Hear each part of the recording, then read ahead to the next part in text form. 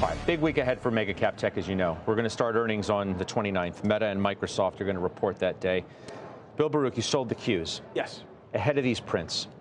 Why? Well, this is about that rotation I spoke of. It's in that tactical ETF sleeve. We're selling the Qs. We're moving that money into industrials. But we still own a lot of tech, and I believe in what we're going to see. I mean, what we're doing is rotating. We trimmed Apple. I talked about it on the show the first week of the year. We trimmed NVIDIA as well. And I think what we're going to see is solid results. I think these companies are going to perform. But how much have we seen that being priced in here in the last week? You get a lot of this news about AI initiatives in the White House. Yesterday, the numbers. NVIDIA is up 4, Microsoft is up 4. I mean, the Oracle has had a huge week. So a lot of this is getting pumped in, and I think as we take a look back, these names, they need to be in portfolios, and if you want to outperform the S&P, you have to still hold these, but it's how you rotate and how you manage it as things go. All right. Josh, how should we think about these names heading into a really critical earnings season here?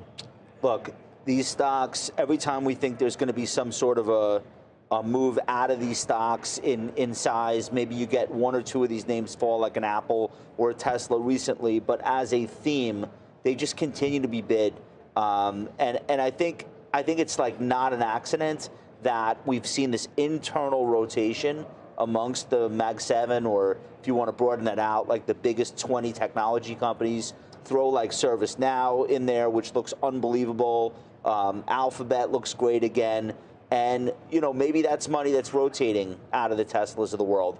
Or maybe it's just people continuing to feel good about their purchases in these stocks because they give you the ability to play both offense and defense. Alphabet's got an RSI of 64 right now. It's above its 50-day. It's above its 200-day. It's up 6% on the year. You see people saying, all right, maybe this is the time I want to own a cheaper of the Mag 7. So I'm going to buy Alphabet, 26 times trailing PE, versus Apple, you know, closer to 40. So you're going to see a lot of that go on during the course of this year. It's been happening over the last 2 years. Don't be shocked by it. I also think Amazon looks great for the same reason. Not one of the cheaper names in the group, but one of the names people are really excited about for 2025. Wolf Research says they expect continued tech dominance this earnings season. I mean, the elephant in the room, frankly, is Apple, which has gotten a bunch of downgrades lately, as you know. It's having its worst month since December of 22. It was the largest market cap company in the world until recently, eclipsed by NVIDIA a day or so ago. Now in danger of dropping to number 3 behind Microsoft because of the recent troubles. Right on cue, Dan Ives is defending Apple today, as you might expect, says fear's overdone. A China turnaround is in the cards. Morgan Stanley's Eric Woodring is hesitant to call earnings season a, quote, clearing event, though he also doesn't believe there's reason to get tactically bullish around earnings either. Bill, how do you think about Apple going in? It's the one maybe with the most to prove, I think, at this point. Yeah, now again, this is a name I'm actually looking at right now. We trimmed it, and I think when it falls out of love, that's when you have to get Apple on your radar. And right here, I think there's a lot of support. Yes, the iPhone 16 cycles may be disappointed, but at the same time, I think when those disappointments start making it, front page news and driving the stock lower, that's when you have to think about adding it here. And I'm glad we're not seeing Apple trading 250 plus going into earnings. It gives it room to beat and maybe respond. I want to talk about when they say dominance, when Wolf Research says dominance on these. Like, I would love to hear them define that, because dominance in 2024 meant the following. It meant the top 10 stocks in the S&P that included these 7 were up 48%. All the rest, the other 490 in the market, were up 10%. Do they think dominance means 50% versus 10%? Or, to our broadening conversation, does it narrow dramatically? And I think dramatically? Dramatically. You think it's going to narrow dramatically? Dramatically. I don't see how that dominance continues that magnitude of divergence. What? No. Why does it have to be of that magnitude? You just said dramatically. Yeah, I think insinuating that what was 48 to 10 is somehow going to be, 15 to 13. Yeah. Doesn't that seem more reasonable? No, actually it doesn't. Okay, I'll tell you why I think it does. So I think it does seem more reasonable for the following reasons. One, if we look at the S&P collectively, so let's look at them together, those 7 plus a couple others, plus like Berkshire, JP Morgan, they make up almost 40% of the S&P.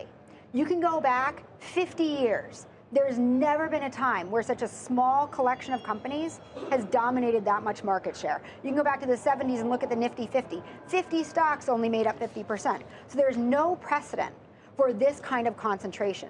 Then you take that and you couple it up with the conversation that we were having about industrials. And you look at things like Apple, or frankly like Microsoft. So you've got Microsoft trading at 31.5 times earnings. And when you look at their earnings growth, it's lovely. It's 10% next year, it's 15% next year, it's 18% the year after that.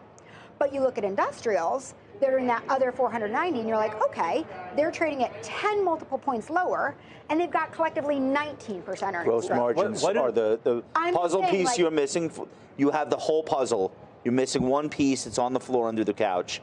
Gross margins are the single biggest determinant on whether or not this type of outperformance can continue to the extent that it has.